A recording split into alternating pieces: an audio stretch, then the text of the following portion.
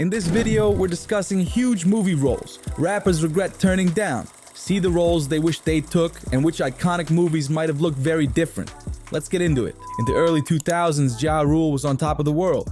He was a multi-platinum artist, at the head of one of the rap game's most powerful crews in Murder Inc.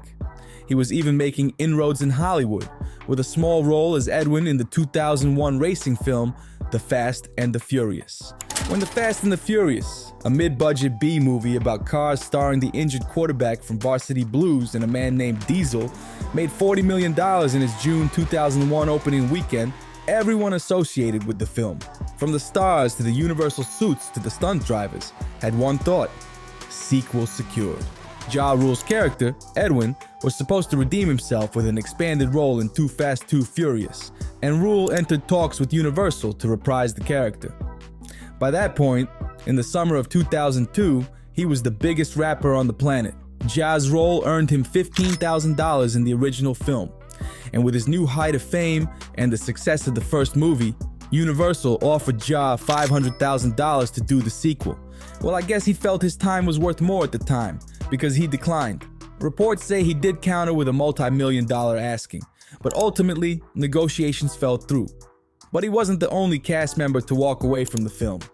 Vin Diesel too had decided to pass up on the second film, reportedly asking the studio for $30 million to do the sequel. At the time, Diesel already had sequels to Triple X and Pitch Black in the works, so he wasn't too pressed to strike a new deal. But Diesel claimed he'd walked away from the sequel after the first film because the script sucked. Rule told MTV in September 2002, "Me and Vin talked after he turned it down. He hollered at me because they still wanted me to do the film, and they bumped up my role as a starring role and everything. And you know, we talked about it. I just felt it wasn't the best move for me as far as what I want to do in Hollywood right now. I'm really trying to do this acting thing very seriously. And you know, sometimes every move is not the right move." But John Singleton, the director, actually said Ja got too big for himself. He turned it down. He turned down $500,000. He was really big at that time. I guess Murder Inc. was throwing out hits, and they were making money, hand over foot. He wouldn't return calls. I went to the studio to go see him. That's just my mantra. I deal with a lot of music people. He was kind of playing me to the side, and I was like, what? What is this shit? This was all initiated by me. I then made a call. I called Ludacris. I said, "Hey Luda, I haven't met you before, but I like what you're doing right now." Luda was all humble, excited to meet me. I said, "I'm doing this movie and I'm wondering if you want to be a part of it." He goes, "What? Yeah, anything you do, I want to be a part of."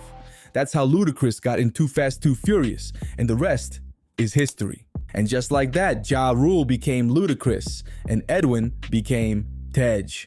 The Fast and the Furious went from potential franchise to the 5th highest grossing franchise in history.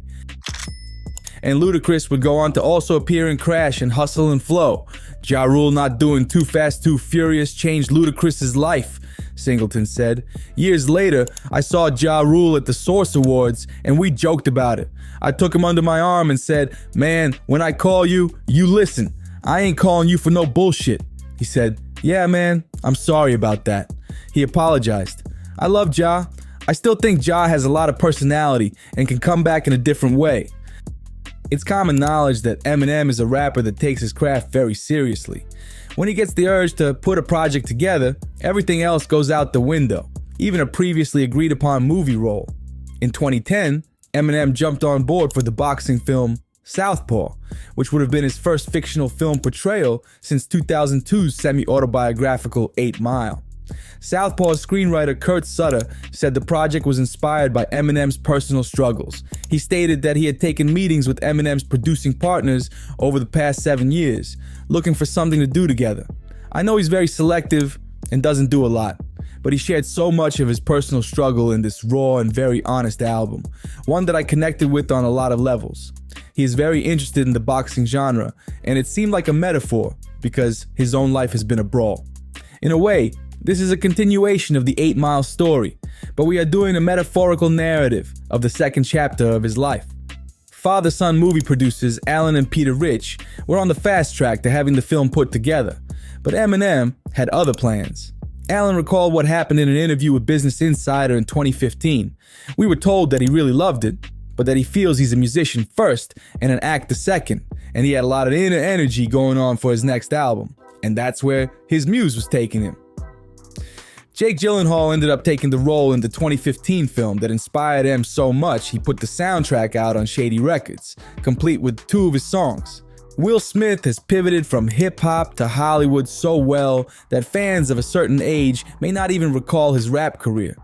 While he's had plenty of accolades on the movie front, Will could have reportedly had 2 more iconic roles on his resume. The Fresh Prince was offered the role as Neo in The Matrix first, but he turned down the role, which ultimately went to Keanu Reeves. Will told the story on his official YouTube channel. I did turn down Neo in The Matrix. All right, this is one of them stories I'm not proud of, but it's the truth. Implying that the Wachowskis, the film's writer and directors, gave him a pitch about the 1999 movie's dynamic cinematography that was simply too much for him to visualize.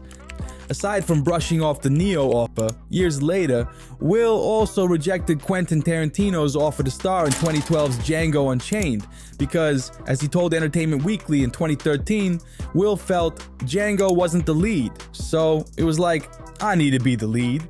Jamie Foxx ended up taking the role and knocking it out of the park. Smith says that before he left the project, he even pleaded with Tarantino to let Django have a more central role in the story. I was like, no Quentin, please, I need to kill the bad guy. Ironically, Jamie Foxx was promoted as the movie's lead for award season. So, what do you think? Did these rappers make the right choice? Comment below. Thanks for watching. See you in the next one.